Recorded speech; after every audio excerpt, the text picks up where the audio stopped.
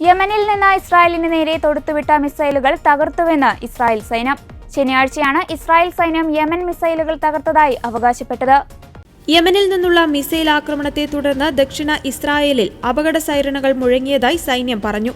ജനങ്ങൾക്ക് അപകട സാധ്യതയെക്കുറിച്ച് അധികൃതർ മുന്നറിയിപ്പ് നൽകിയതായി റോയിട്ടേഴ്സ് റിപ്പോർട്ട് ചെയ്തു. US ഇടപെടലിനെ തുടർന്ന് ഇറാനും ഇസ്രായേലും വെടിനിർത്തലിന് തയ്യാറായതോടെ മേഖലയിലെ സംഘർഷം അവസാനിച്ചിരുന്നു. ഖത്തറിലെ വ്യോമത്താവളം ഇറാൻ ആക്രമിച്ചതിന് പിന്നാലെയാണ് അമേരിക്കൻ പ്രസിഡന്റ് ഡൊണാൾഡ് ട്രംപ് വെടിനിർത്തൽ പ്രഖ്യാപിച്ചത്. 12 ദിവസത്തെ സംഘർഷത്തിന് ശേഷമായിരുന്നു വെടിനിർത്തൽ.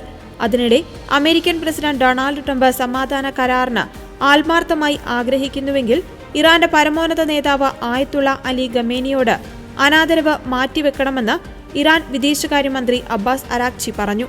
ഖമേനിയുടെ ദശലക്ഷക്കണക്കിന് അനുയായികളെ വേദനിപ്പിക്കുന്നത് നിർത്തണമെന്നും അദ്ദേഹം വ്യക്തമാക്കി. ഒരു ജനതയെന്ന നിലയിൽ ഞങ്ങൾ സ്വന്തം മൂല്യമറിയുന്നു, സ്വാതന്ത്ര്യത്തെ വിലമതിക്കുന്നു. ഇറാന്റെ വിധി മറ്റാരെയും നിർണ്ണയിക്കുവാൻ അനുവദിക്കില്ല. മിസൈലുകളാൽ തകരാതെ രക്ഷപ്പെടുവാൻ ഇസ്രായേൽ ഭരണകൂടത്തിന് അമേരിക്കയുടെ അടുത്തേക്ക് ഓടുകയല്ലാതെ മറ്റു മാർഗമില്ലായിരുന്നുവെന്ന് ഇറാൻ ലോകത്തിന് കാണിച്ചു കൊടുത്തു. ഇറാനിയൻ ജനത ഭീഷണികളെയും അധിക്ഷേപങ്ങളെയും ദയയോടെ കാണാറില്ല. തെറ്റുകൾ കാണിച്ചാൽ ഇറാന്റെ യഥാർത്ഥ കഴിവുകൾ പുറത്തുവിടുവാൻ മടിക്കില്ല.